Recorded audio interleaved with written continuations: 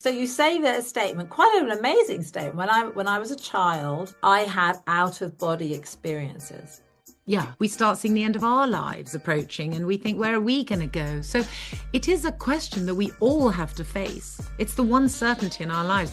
We're born, yes, that's one, but then we're all going to die. That's the only thing we can really be certain about, is that we're all going to die. So I think most of us are very curious about where we go.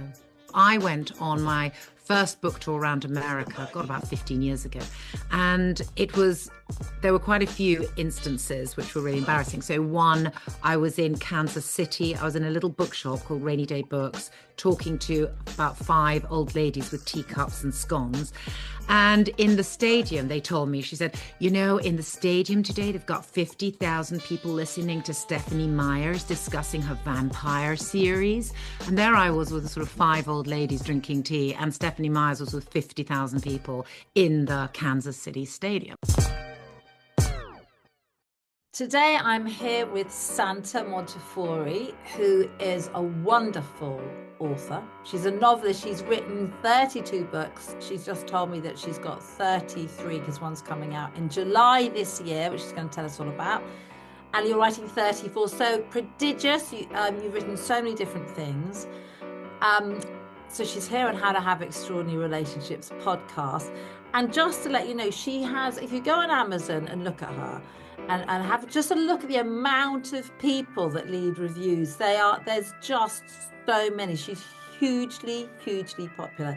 And people love her works because they're romantic and they're feeling, and you go on a beautiful journey with you and your novels. That's how I've always found them. And we first met a long time ago, I think, when you do The Last Voyage of the Valentina. So thank you so much for coming on How to Have Extraordinary Relationships. Well, thank you for having me. This is exciting. So the book that's currently available is Shadows in the Moonlight. So do you want to tell us a bit about that? And I'd love to know how you write people always want to know how do you do this book a year, and where does your inspirations come from? So I'll start with Shadows in the Moonlight. It's the start of a trilogy, book 1. It's about psychic medium detective, time traveler, Pixie Tate, who is summoned to a house in Cornwall, an Elizabethan mansion, because there's a ghost, an earthbound spirit to be more precise. There's a big difference between ghost and earthbound spirit, which I'll come to. Earthbound spirit stuck in the house of a woman who's refusing to leave, because when Pixie links into her, she discovers that this woman's child went missing one June night in 1895, and this soul who is stuck in a limbo between worlds is not moving on until her son is returned to her. So Pixie travels back in time and has to discover what happened, but also she meets the love of her life. Of course, he's back in 1895, which is slightly inconvenient. Yeah, very inconvenient. Yeah, it's very inconvenient, but actually, because she has changed time, which is the rule of the time slider, you don't change the past, which affects the future. And by falling in love with Cavil Pengower, she does change his future, and therefore she ties herself to him, which is then continues for 3 books, and it resolves itself in the final book, which I have just written now. But that's basically what it's a time traveling romantic adventure mystery whodunit, all wrapped into one. It's incredible. So because it's a bit of a departure, the time traveling element and the kind of the psychic element. How did that happen with Pixie? Where Well, did I that come think from? the time travel was just another way to get into the story. Wait for Me, the book before, was about reincarnation. My Deverell Chronicles has spirits stuck in the house because of a curse. I write about spiritual things all the time. This was just another way of getting into a good story and doing something slightly different. I had out of body experiences a lot as a child. So I used to sort of slip out of my body and float about. And then it happened when I was pregnant with my daughter 24 years ago. And I hadn't done it for about 10 years because it was something I did as a child. I used to see spirits a lot as a child and very into the paranormal, still very into the paranormal. But as I'm older, things don't happen to me very much anymore. But when I was a child, things happened to me all the time. Crazy, strange things that I didn't really talk about because they were very normal to me. And I assumed everybody experienced them as well. So I came out of my body when I was pregnant with my daughter, just because I went to have a sleep in the afternoon and I couldn't sleep. And so I started doing a meditation and I just suddenly sat up, but my body was still lying down. And I got a bit scared because I'd done it as a child, kind of without really realizing it. It just kind of happened. But this, I was older, more kind of consciously aware of what was happening, and it was scary. So I lay back down again, and then I did the breathing again, the exercise, and I came out of my body again. And then I thought, well, let's just go with it and see what happens. So I just continued to do the breathe in, peace and calm, breathe out negativity, and then I floated up, and I thought I was going to hit the ceiling, so I started cringing. And then I went through and just was floating over London, and I can't tell you the joy of flying over the Thames and over the bridges. And so I took that idea of coming out of your body a stage further because I read a lot about physics, and if there's eternity, there's no past, present, and future, which means technically everything's happening all at once. And that's a given. Any physicist will tell you that. So I thought that's quite fun. You have her coming out of her body, which is an OBE, out of body experience. She can do it by design. Lots of people can. I can't. And then she slips through the veil of time because technically there is no time. Everything is happening in the now. We just perceive it to be happening in linear time because that's what we're designed to do down here in order to learn and grow and have our earthly experience. So that's where I got the idea from. And I thought it'd be quite fun for her to go back into the past and solve a mystery. But actually, it was much harder than I thought it was going to be because if you do a normal who done it, let's say there's a murder, it starts with a murder and then you retrace the person's last steps, who they last spoke to, you ask everybody and you move forward like that. Whereas with this, she knows what happens. She knows this child goes missing one night in June. So it's not a question of you can't ask people about it because it hasn't happened yet. So she's just got to really observe and be very just observant to what's going on around her and try and find out all that. And of course, she unravels loads of mysteries and loads of secrets, and all, it's all quite gripping, but it was very hard to plot. Now, hang on a minute. Can I just ask you about so you say that statement, quite an amazing statement. When I was a child, I had out of body experiences. Yeah. Tell me a little more about that. So I would float out of my body, and I'd be flying around the garden, and it was usually at night because it happens when I went to sleep, and I'd see spirits. What happens is your brain is in beta all the time in the day when you're alert. When you go into sleep or meditation, your brain waves slow down to alpha, then gamma, and even delta. They can go very, very deep. So nothing paranormal ever happens to me when my brainwaves are in beta. But when I go into alpha or delta, then I have these paranormal experiences, which I think a lot of people have when you see spirits. It usually happens at night. That's not because spirits come out at night. They're like stars. They're there all the time. You just can't see them in the day if your brainwaves are going very fast. Real psychic people can see them all the time, which is fabulous. I wish I could do that, but I can't. So I'd see spirits a lot in the night, but I also had this thing where I would float out of my body and float around the garden, and I'd fly over trees, and it was to say it's ecstatic is an understatement. I cannot describe the feeling of euphoria and joy of doing that. And it happened a lot in my childhood. It happened a bit in my teens. Then it happened when I was 31 and I had my daughter. But it happened at school. It's quite difficult to describe because when I was a child, it kind of happened so naturally. Sometimes I wasn't really sure whether it really was that or whether I was dreaming. And then when I got to boarding school, we'd go to back to bed on a Sunday. And because my body was awake, or my mind was awake, and my body was sort of sleepy because teenagers are always sleepy, I'd start having a sleep and my body would go numb and I'd be like paralyzed and I'd have a thrumming in my ears and I'd get this very specific feeling of being locked in my body with this thrumming going on. And then I've almost felt like I was about to leave my body and I was so frightened I'd stop it. And it was only years later when I read a book about OBEs and it was the thrumming, the paralysis, all that, that I realized, oh my God, that's what I was stopping. But I had to force it to stop. And now I know what it is. If I get that thrumming in my ears and I just go with it and allow it to happen. But I was in New York recently with my son and I was having a sleep in the afternoon and it started happening. And I was frightened that I'd come out of my body in New York, which is an unfamiliar city, and I'd Yeah. kind of get lost there. It's a silly thing, really, but I I was all, think, what if I never come back to my body again? And well, I kind of exactly. And I was start thinking, floating I'm around the high up. ground.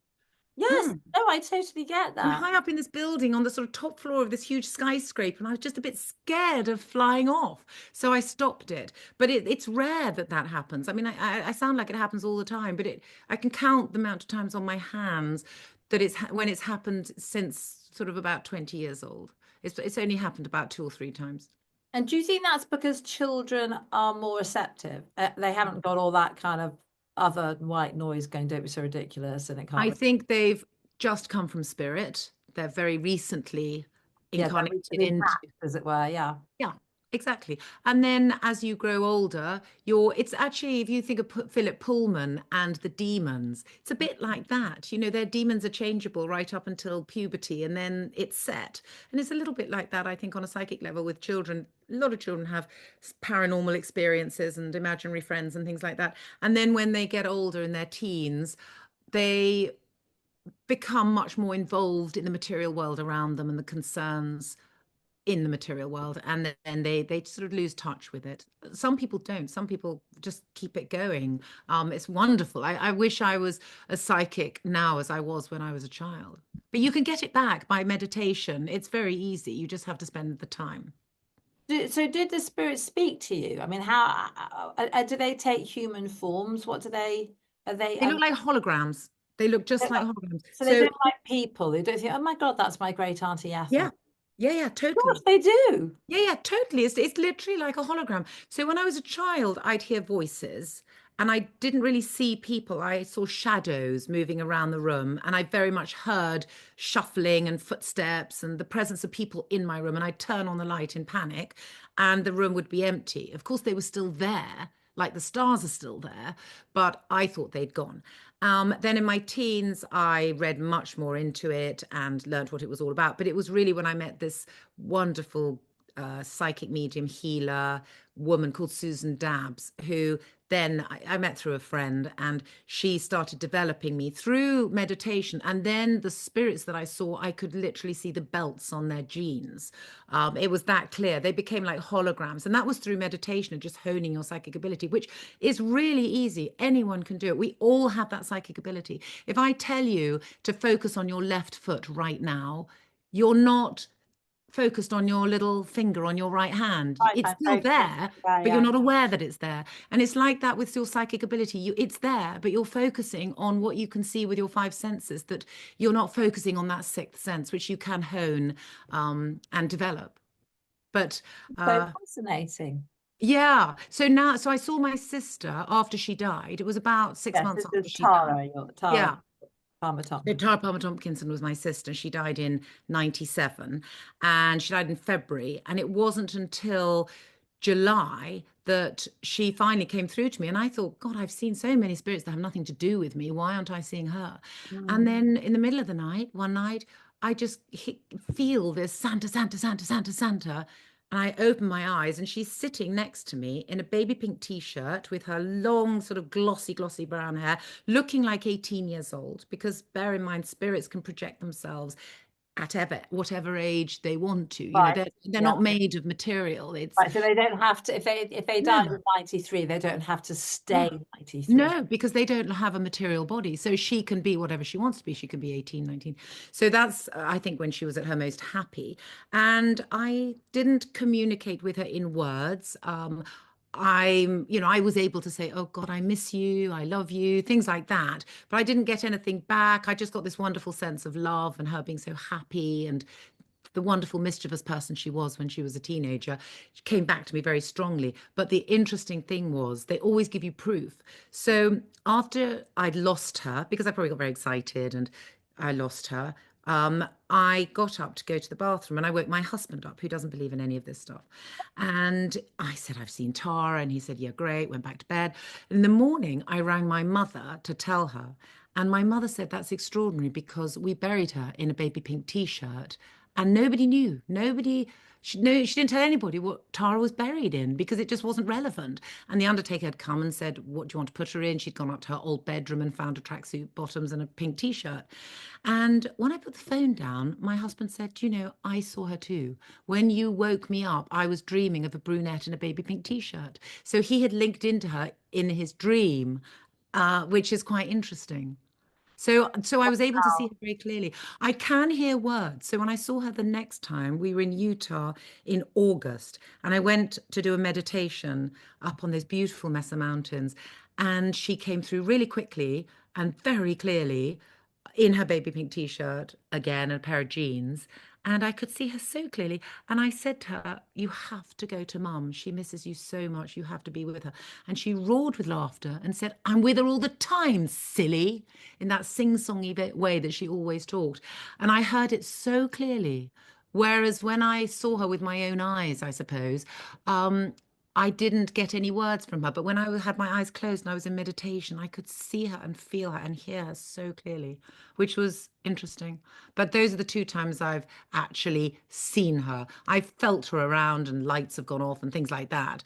But those are the two times that I've really, really seen her. I'd love to see her again. So you can't will them up. They just, No.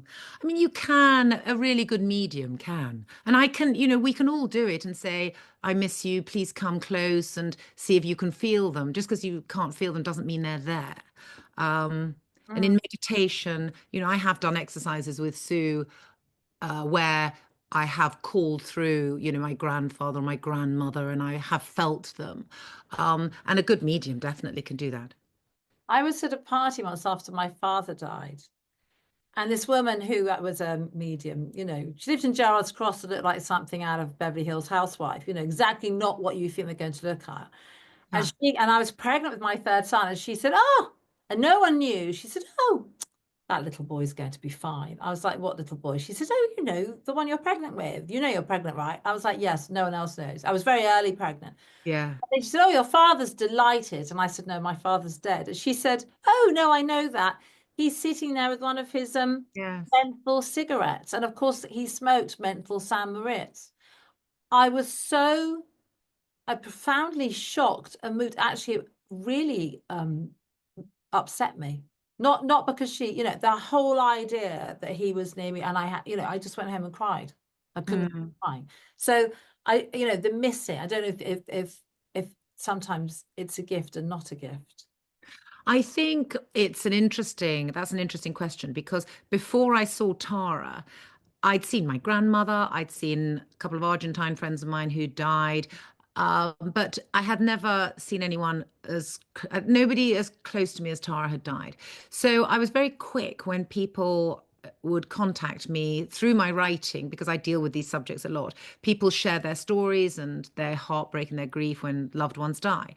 And I'm always very quick to say, "But they're with you. You can't see them, but they're with you." And I think that brings a lot of comfort. But after Tara died, I realized actually it doesn't really bring that much comfort because you still miss them. Yeah. And I wanted to put my arms around Tara and I wanted her presence. And knowing she was in spirit, yes, it was a wonderful gift to see her, to know that she was okay. But I still missed her. And I realized then that was quite an important lesson, really, that it can sometimes seem a little bit too, what's the word? Oh, a bit too flippant, maybe, to say, "Oh, don't worry, they're still with you in spirit. You'll be fine. They're all right." Actually, the missing, the grief is so terrible. Time is the only thing that can heal that or certainly soothe the aching a bit. Because knowing that they're in spirit is lovely, but you still miss them. So we talk about this stuff now. Well, you do, and I do, and more people do, I think. I know we've all got the algorithm. But when you were a child and you first started seeing and having these experiences, I imagine this wasn't in, the zeitgeist. But how did people react? Did they think you needed to go to a sort of child psychologist? Or I mean, how did people react at that time when no one was really talking about this stuff? Well, I was very lucky because my father was very into it. And he gave me the first book on reincarnation that I ever read called Initiation by Elizabeth Hike. which is an extraordinary book. And I cried reading that book because I felt like I'm home. It just spoke to me. And that started me off really reading loads of books. I read Betty Shine, which is very easy to read. I read loads and loads. I still read loads of books about the subject. But Dad was very open and we talked a lot about it. And things that we discussed when I was 12, 13, and I look back on those conversations, I really get now, but a lot of it went over my head. I remember Daddy saying, "There is no time." And I was saying, "Well, there is, Daddy, because I'm going back to school now, and in half an hour I'm going to be there." And he was saying, "No, because everything's happening in the now. When you arrive at school, it will be now." I couldn't get my head around that. I No, really, that's really remember. fascinating. Yeah. I remember that conversation. But, and also I had a lot of people in my life, I think, who were very open to that. And at school, there was a lady called the Brown Lady who was a ghost that used to haunt the house. And I always wanted to see the Brown Lady because, I saw spirits. So why wouldn't I see the Brown Lady? I never saw the Brown Lady. But, we talked about it at school, the paranormal and things like that, and everybody's always really intrigued. So I never felt that it was odd. When I wrote my novels, these things creep in because it's who I am, but I didn't really write about the paranormal until Secrets of the Lighthouse, which was the first book I wrote where I really threw myself into it, and it's narrated by a woman in spirit. And then after that, I'd written about 6 books by that stage. So I thought, well, I've got a readership and I'm going to now really write about what I want to write about. And then I unleashed that part of me onto my readership, and they've come with me. I think people are very interested in that subject. They are. And did your publishers say, what are you doing? No, they didn't. I think they were really good about it actually. But then the paranormal sells, the mind, body, and Oh, spirit books in bookshops probably sell more than any other category. They're massive, they're huge. Look at Eckhart Tolle and Joe Dispenza and all those spiritual writers. I mean, people are searching for meaning in their lives. Everyone loses someone, no one can escape that. And then we all want to know, where are they? Where's their consciousness? What happens? And then as we get older, we start seeing the end of our lives approaching and we think, where are we going to go? So it is a question that we all have to face. It's the one certainty in our lives. We're born, yes, that's one, but then we're all going to die. That's the only thing we can really be certain about, is that we're all going to die. So I think most of us are very curious about where we go. so how does it work? Because Simon, your husband, who's Simon Sebag Montefiore, who's a writer, who's very successful as well, he's not a believer. No, no, not at all. He's very Lots of tolerant. people aren't. Lots of people think that people like us have gone utterly bonkers. I Well, mean, my I mother, think I'm mad. yes, my mother, she didn't think I was mad, but she wasn't, she used to tease me and Dad and call us white spirits. She'd go, "Oh, you white spirits." And then when Tara died, then she wanted to know. And I was very happy to be able to tell her that I've seen Tara and give her that proof with the pink t-shirt, which she was astonished by. And I've had loads of little messages. I mean, God, Tony Stockwell, who's a wonderful psychic medium. I went to see him about a year after Tara died. And at the end of it, when Tara had come through loud and clear, he said, "She says she's going to send you a hummingbird. So just beware." And he said, "I know it's weird because you don't get them in England, but just it could be on the television, or just beware." So of course I was looking out for hummingbirds everywhere. Didn't see a hummingbird. And then, a few months later, I was in Switzerland in her apartment for my birthday with my family, and I get a text from Argentina from a friend saying, "Happy birthday, look what's just flown into my garden. I thought of you, and there's a hummingbird." Amazing. So, I've had loads of little things like that have really convinced my mother that Tara's still around. So, from her not believing and actually poo-pooing it, she's now very open to it, very curious, and she's having lots of little signs and messages herself. So, I think, there's a moment. Yeah, a lot of people are very closed to it, and that's fine. But there are lots of people that come round to it as they get older and they lose people, and life suddenly, you know, shit happens, as we say, and then you start getting philosophical. Mm. So, is it inherited? So, do your children have it? You don't need to say if you don't. No, no, I don't, they're not particularly interested. I know that my son sees people moving around his room. Well, he certainly did when he was younger. That Uh, must have been a bit spooky. yeah, and I was able to tell him Hey, that don't worry about it. It's fine. It's just yeah. And because also I think it was my daughter was in my bedroom and Sasha poked his head around the door where she thought he did. And she goes, "Oh, where's Sasha gone?" And I walked down the corridor to get him and he was fast asleep in his bed. It wasn't Sasha at all. So she saw, so she has, I think they both have had little moments, but I'm not sure it's something that's inherited. Certainly my parents, grandparents, there's nothing in my family that anyone can remember. And there's nothing of note. I mean, neither of my children are particularly interested in it. They're not reading books. I mean, I read voraciously on that subject when I was there, younger than them. After Daddy gave me that book, I couldn't stop. I still can't stop. I mean, I'm watching podcasts, listening to podcasts, watching things on YouTube. Dolores Cannon, love her. It's the thing I love reading about most, actually. so I love the fact it's something it's becoming more and more open. Like you're talking about it, you're writing about it. So when you go on your book tours, because you said you've had some ghastly book tours, tell us about the ghastly book tours. So the thing about being a writer, and you'll appreciate this, is you can get an email from somebody who says, "I so loved your book. You're my favorite author. In fact, you are the best author that has ever been, practically." In your head, you're listing all the brilliant authors like Tolstoy and Jane Austen that they clearly haven't read. But anyway, Yeah, um, they're all so dead. Well, maybe they're not dead. Anyway, whatever. Yeah. but it's rather nice to get lovely compliments like that. And then you go on a book tour and you are brought very, very quickly down to earth. So I went on my first book tour around America, got about 15 years ago. And there were quite a few instances which were really embarrassing. So one, I was in Kansas City. I was in a little bookshop called Rainy Day Books, talking to about 5 old ladies with teacups and scones. And in the stadium, they told me, she said, in the stadium today, they've got 50,000 people listening to Stephanie Meyer's discussing her vampire series. And there I was with the sort of 5 old ladies drinking tea, and Stephanie Myers was with 50,000 people in the Kansas City stadium. And then I was taken to this huge Borders bookshop, which must have been somewhere like Milwaukee, I can't remember. But it was enormous. It was like a sort of home base style warehouse, massive books and books. And then on the side of it, it had this huge room that could seat 300 people.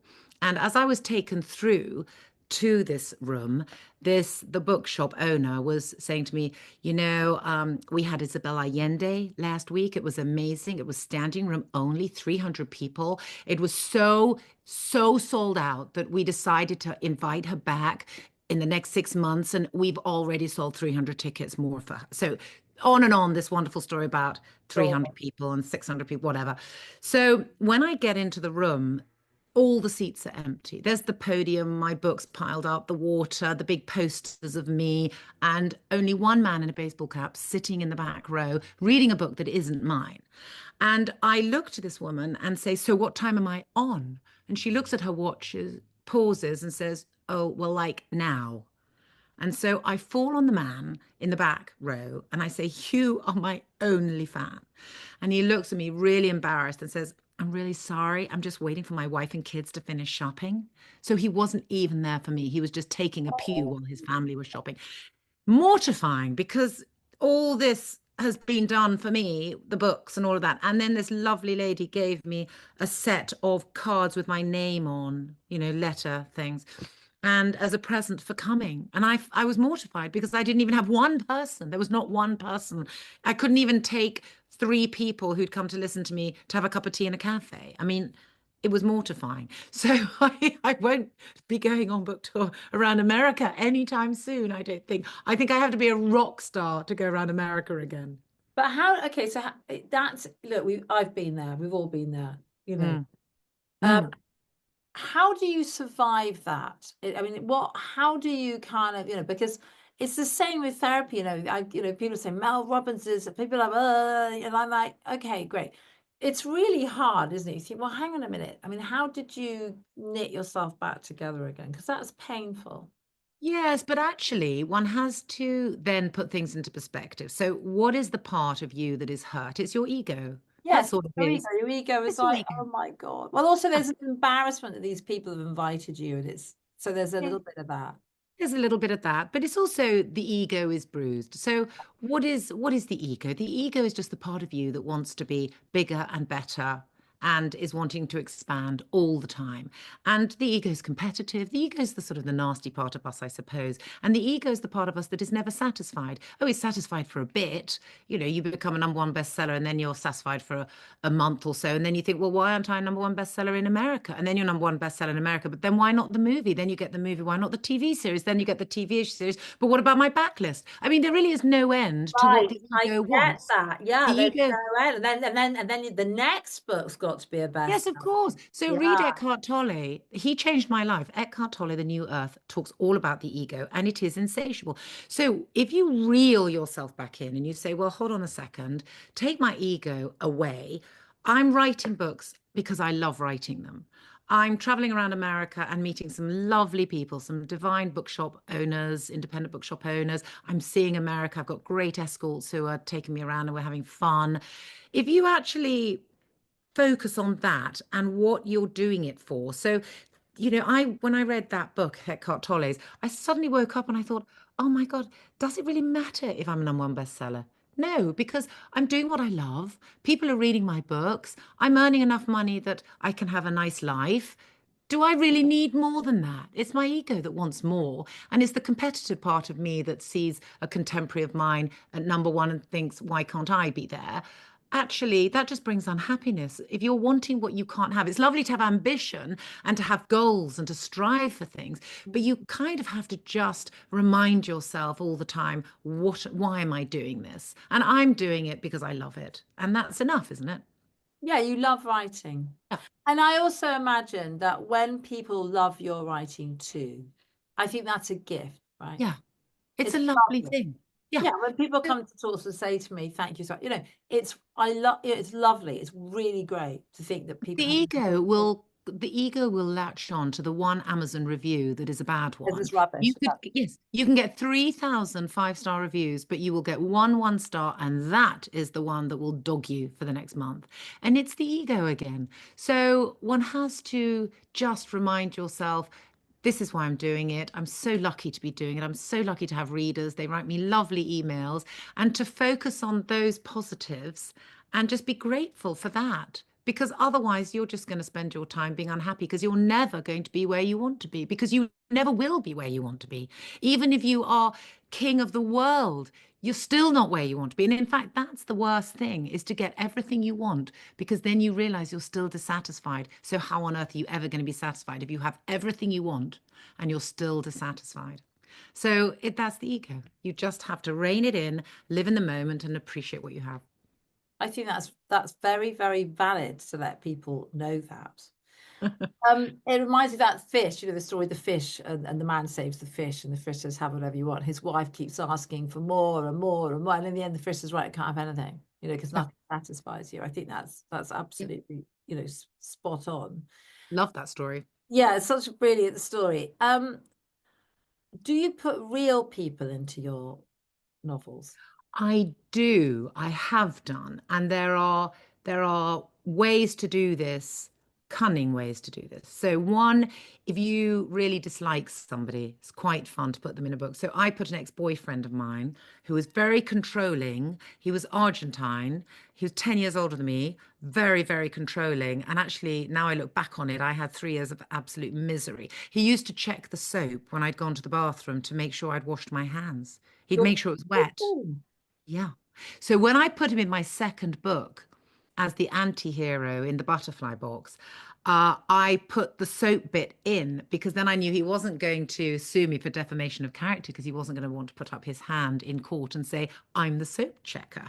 So I don't think he would have ever sued me for defamation of character, but that's a good way to avoid it. Then the other one is I have put people in as homage. So in the butterfly box, I think he was Uncle Nuno or Great Uncle Nuno, who was based on my history of art teacher at Sherborne, who was a man called Mr. Robertson. He taught history of art.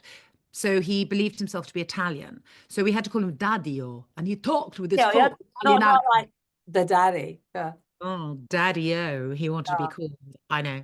This was in the 1980s. So Yes. he was Daddy-O, and he would come into the room, and he was in his sort of 60s. He looked about 90, but he'd come in to the room, shuffle in, and he'd look at all his girls and go, "Oh, what joy! I have 20 beautiful virgins to teach today." It was like And Count Dracula.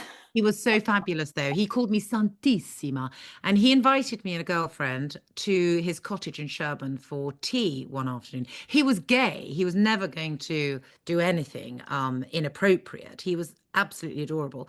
But we went and had tea in his cottage, and he showed me around the cottage. And when he got to the bathroom, he flung open the door and gesticulated at the bidet and said, "Oh, what joy! How I love to boil my body in a bidet." You know, he was such a character, such a character. He also would put on a slide of, some scene, a painting, and he'd go, "Now, girls, put on your blushing veils. This is a non-Flopsy Bunny story," and then launch into some naughty, naughty story. So he was a real character, and I put him in my book. And then, you know, you have to, changing sex is another good one. If you want to put somebody that you don't like in your book and they're not going to like it if they read about themselves, if you change the sex, that's a good thing too. That works. And also, on the whole, people don't recognize themselves if you No. write about their negative qualities. Or sometimes people think you've written about them and you haven't. Have you had Yeah. that? I was like, I can't believe you put in your book, and you're like, I didn't put you in my book. Yes, you did. That just goes to show what a good writer you are because people are identifying. I've read millions of books where I identify with the main character, but that doesn't mean the author, being Jane Austen or Dickens, Yes. knows me. So, yes, it just means that you've written great characters that people identify with. But if they know you, then they can assume that you've been inspired by them. Unless it's a character they don't like. Of course, it'll always be the hero or the heroine. It's never going to be the nasty, the Oh, villain, is wow. it? The evil one. No. So when you finished one book, because you're doing a book a year, is that by choice? Yes, it is actually because I decided to take a gap year a few years ago, and I finished a book, and I said I'm not going to write a book to contract. I'm not going to sign up, and thought, yay, I've got a nice year ahead of me of doing nothing really, and I got quite bad-tempered, and I was a bit twitchy, and I was a bit out of sorts, and I didn't know why I was out of sorts. I was just not feeling right. And then my editor came back with the notes and everything of the book that I'd handed in. And I was back in there again, editing, polishing, rewriting bits. And I was so happy. And I realized at that point, actually, it doesn't suit me not to write. Because if I don't write, what do? I would take my dog for a walk. I do a bit of gym, maybe have lunch with a friend. Can't have lunch with a friend every day. Won't have any money left. Not going to shop every day. I'm not really a big shopper. I mean, I buy stuff on the internet here and there, but I don't get great pleasure out of going up and down, the high street and buying stuff. So what would I do with my time? I mean, I could read more books on the paranormal, I suppose, but get into my garden, I suppose. But, it's what I love doing and Yeah. it makes me really happy. So I like to write a book a year. I have just finished the contract now, my 3-book contract with Orion, having finished the third one. I haven't handed it in yet, but I've finished writing it. I'm thinking of maybe not signing up because it's quite nice writing a book when you're not in contract because there's no pressure, there's no deadline. Yes, I can imagine that. You just write what you want to write. Yes. So there's something quite nice about doing that, where I just write for the fun of it. And if I produce a book on time, then I'll, you know, sign up. But otherwise, I don't know. I kind of like that idea too. I mean, I have written by the time the next one comes out in July, and then the following July, the third one comes out, I've written about 34 books. So I might slow it down a bit. I mean, I'd kind of like to maybe do another series, but a sort of historical fiction series that requires quite a lot of research. And then I could maybe take 2 years to write a book. I don't know, but then I go to Holland and they're all so happy. It's my biggest market there with the UK. And they're all so happy that another book's come out. And I feel, oh God, I don't really want to let them down because they all look forward to another book coming out. And that, every year a book comes out. So then I think of my readers, my really enthusiastic readers, and I want to give them something. And how do they go in the States? I mean, is it a more difficult market? Do you feel like? Yeah, I haven't been published well in the States. Simon and Schuster published a few books years and years ago. HarperCollins published my trilogy, but they did such a bad job because they kept changing the titles. The first one they called The Girl in the Castle. Then when the second, and by the way, these are different to the English titles. The second one they called Daughters of Ireland because that did better because it had Ireland in the title. They changed the first one to The Irish Girl. So they mucked around with the titles. The book covers were really ugly. Tell you who did the best job in that side of the world is Canada. They did the most beautiful job with all five Deverell books. The covers are stunning. Everything's stunning. I just love Canada. So America has been very disappointing, but we're publishing Shadows in the Moonlight. Orion are publishing it in America. It's going to come out when it comes out in Canada. Simon Schuster bring it out in Canada in July, and I think July or August, and America, Orion are going to publish it in America in July as well. So it'll be, having not been in America for, I don't know, 4 years or something, I'm going to be back in America, and let's hope it works this time. Because I can't think, I mean, maybe I know there was The Time Traveler's Wife, but Audrey Niffenegger, quite a while ago, which did really well. I can't think of another book that There's has, Outlander. That series is time travel, isn't it? yeah, but she's a time travel detective. I mean, it's a really, I mean, it's such a perfect, It's quite it's an unusual idea. such an unusual idea. And I'm trying to say, is there anyone else? I just don't think they have. And I do believe that this stuff is really, that is really so much more popular than it used to be. Yes, and people who write to me about this book, it's all about the time travel. I mean, they love the time travel. And Yeah, when I I go on love book time tours, travel. yeah, and it's, even if you don't enjoy time travel or you don't enjoy the paranormal aspect of it, my aunt, for example, started reading it. And my uncle was telling me this weekend that she said, "Oh, I'm not sure I'm going to enjoy this. It's a bit sort of woo woo." And my uncle said, "Just keep with it." And she did. And she ended up loving it because you don't have to believe in any of that. It's like you Yes, can it's watch a Stranger story. Things. There's a load of stuff on the TV that is sci-fi stuff. You don't have to believe in it to enjoy it. It's just a great story. So the time travel aspect is really just a way of me thinking of how can I write a mystery based in Victorian times. I love having a dual timeline, so I love the present and the past. It's just a different way of doing it. But Yes. actually, the ingredients of a normal dual timeline novel that doesn't involve time travel are still there.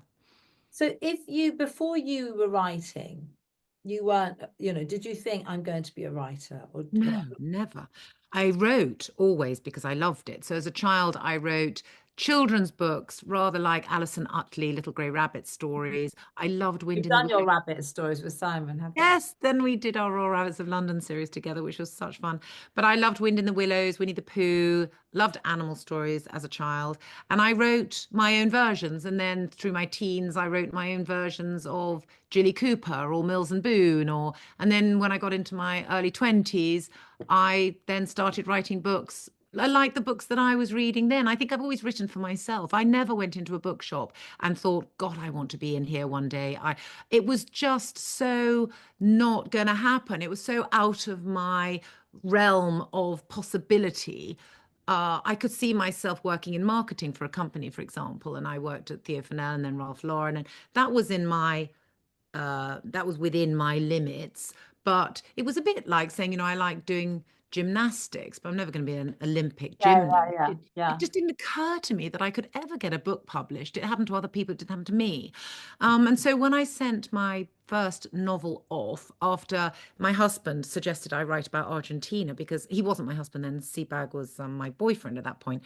But I tried various things, sent them off and got rejected. And he then said to me, "What is it that really matters to you? What's a theme that really gets under your skin and really makes you feel emotional?" And I said, "Well, Argentina. I'd lived there as a 19-year-old, loved it, worked there, knew all the shop girls on my street, and there was 20 cousins all my own age. Everybody played polo on the farm every weekend, like we sort of played football. It was just an idyllic place and family that I'd lived with. And then I left it, went to university at Exeter, and a year later saved up the money to go back to Argentina again. Bearing in mind, we're talking the early 90s, it was a hell of a long way and very expensive. And when I got there, I expected to slot straight back in again and live the life that I'd lived when I was there the year before. But everything had moved on. The shop girls had moved on. The cousins had gone to study in America or Europe. And everything had moved on and nothing was the same except the place that was exactly the same, but the people, my place there was different because I was no longer working. I was a tourist. It was all very different. And I felt I'd lost something really, really special. And it hurt massively. And I was just filled with this sort of searing nostalgia. And that's what I based that novel on. And it all came out. My first novel, in all these emotions, came out. And that was the first book that I got published. I sent it off to 4 agents. 3 came back immediately and rejected me. And it really hurt. That was the first rejection that really hurt. All the other rejections, I just laughed because I didn't expect anything else. But this one, I really felt I had a good story. And in those days, I loved Bridges of Madison County. So I wanted it to be a kind of very simple story like that. But the agent that finally came back and took me on from AP Watt, she said, really love it, but I want a bigger story. I want the Thornbirds. I want, Gone with the Oh, that Wind. was Joe Franks, wasn't it? Yes. Yeah. Yeah, you've got a good memory. She was wonderful, and we worked on it quite hard. I added 50,000 words with her, so it got up to Wow. 100,000 words. And then when I sold it to Hodder and Stoughton, they wanted another 50,000 words. So it ended up being, I think, my biggest book. Wow.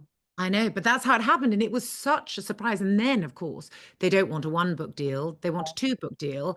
And what the hell was I going to write about next? But it was exciting. I mean, I definitely back then would never have thought I had 34 books in me. My God, no. I think I knew I had 1 book in me, and then I wrote the Butterfly Box and was surprised that I actually had another book in me.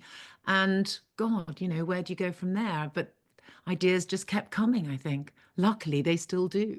Yeah, people love them. I mean, people put beautiful reviews and they really invest in them and they love them. Well, There's they're very easy to read.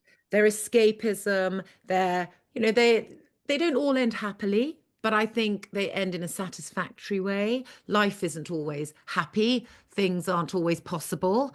Um, so no, they don't all have happy endings, but I think they're warm books. I don't want gore. I don't want too much gore. I don't want violence. I don't want darkness. I want things that, my favorite books are Edith Wharton, Age of Innocence. I love Fingersmith by Sarah Waters. yeah, brilliant. Yeah, Love Daphne du Maurier, all her books. I love they're quite dark. they can be quite dark, but they're very beautifully written They're and the beautifully landscapes are so written. well Yeah. drawn. You feel you're there. They're very sensual, they're very descriptive, they're very emotional. So I like all that emotion and stuff. George R. R. Martin was very interesting because when I started reading his books, it was just before I did the Devrils, and he has these wonderful character arcs. So in the first series, you hate Jamie Lannister. In the Yeah. second series, you love Jamie Lannister. Yes, yes. Yeah, the characters are continually growing and being honed by life, that they either become worse or they can become better, but they're always growing. And he taught me a lot, actually. And I would never have gone as far as I did in the Devrils with various characters in terms of hardship, violence, struggles, if it hadn't been for George R. R. Martin. He taught me a lot. Yeah, and it's interesting. He also kills people unexpectedly. You Yes. kind of get Yeah. attached. So suddenly someone you're really interested in is dead, and you're like, what? Yeah. Eh? And what's quite fun about that is you can never rest assured, like with James Bond, he's going to be fine. It's Yeah. not like that with George R. R. Martin. I mean, James Bond might die in the first scene. Yeah, yeah, yeah. You're like, what? Yeah. And you and your husband, Seabag, you've been married a long time now, haven't you? It's nearly we've known each other 30 years because we met in 1995. So it's actually been 30 years since we started going out, but we married in 1998. So yeah, we have been together a long time. And Give us a couple of secrets of the longevity of your.